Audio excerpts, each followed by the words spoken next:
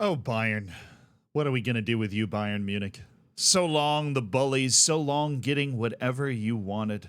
Now you're understanding apparently how every other team on the face of the earth feels. Because for Bayern Munich, a third coach has rejected their advances. That's right, it started with Xabi Alonso. But of course, he's continuing an unbeaten season and a treble and a title-winning season with Bayer Leverkusen, so he had plenty of reason to stay.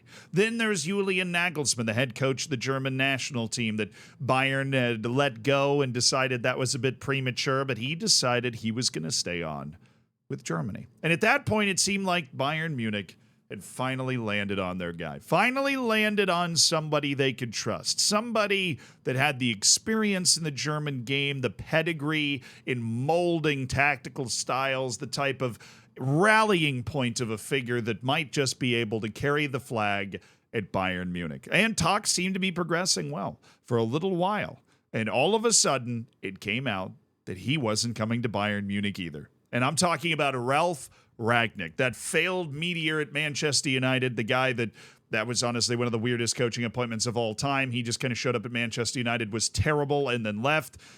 Does have an incredible pedigree coming from the German league, and he is currently the coach of the Austrian national team who are getting ready for the Euros. It made a lot of sense. His life's work has essentially been finding a way to get to Bayern Munich, right? All that he has managed to accomplish, his development and contribution to the kind of gegenpressing style that Germany made famous, right? Him and Jurgen Klopp were the guys that were kind of bringing that up at the time.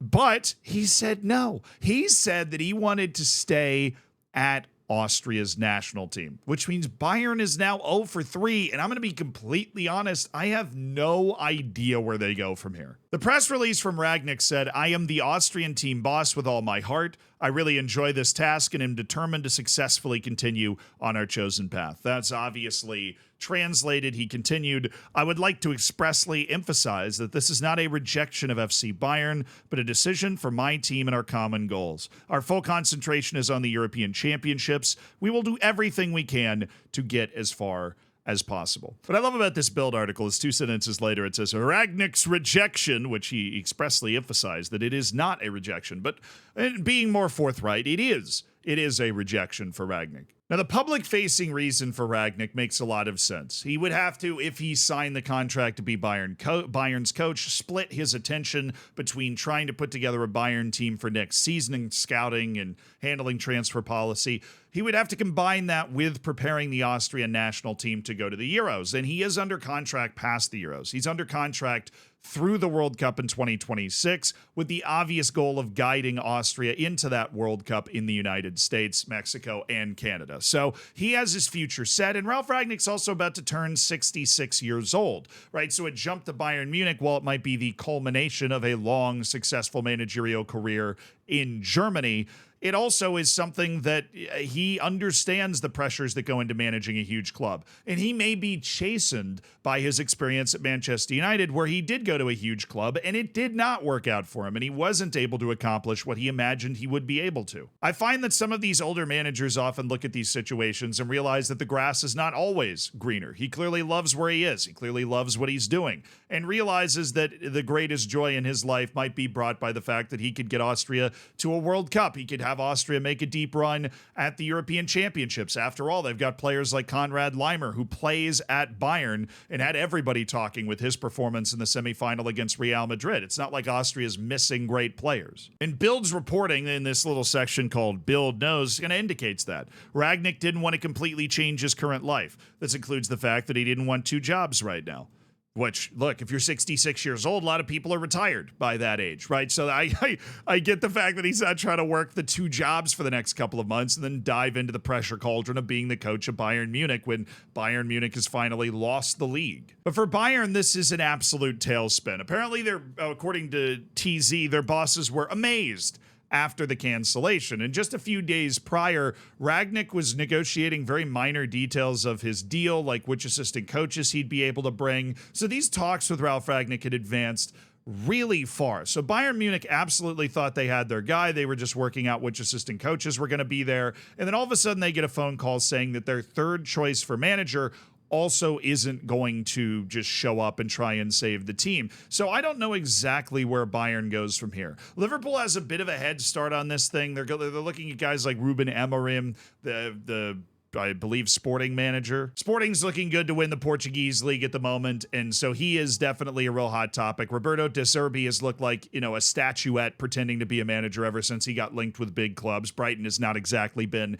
explosively brilliant. So there aren't as many hot young managerial prospects out there perhaps as there once were, which means Bayern is going to either need to steal a big name from another big club, or it's going to need to elevate somebody to that level for the very first time. I'm going to throw something out there, though, something that makes almost no sense, but there are only a few managers that have handled big clubs before that exist in the world right now that don't have a job. Jose Mourinho is one of them. Now, I don't know how desperate Bayern Munich would have to get to bring in Jose Mourinho, but people get wrapped up in the mystique of Jose Mourinho all the time. And all it would take is one meeting for, I feel like, that whole Bayern board and Uli Hoeneß and all of those guys to start believing in Jose Mourinho again. Another manager that's managed big clubs and even the Italian national team is Antonio Conte.